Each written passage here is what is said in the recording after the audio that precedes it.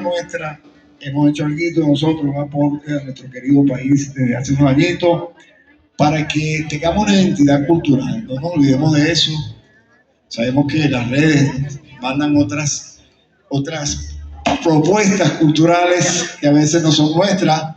Estamos en un mundo interrelacionado, ahora toda la cultura es universal, pero tenemos un rostro propio. Y en Navidad, esta parranda, junto con los aguinaldos, la gaita, conocíamos nosotros, forma parte de esa identidad navideña nuestra. Vamos a finalizar con algo bien sabrosito por ahí.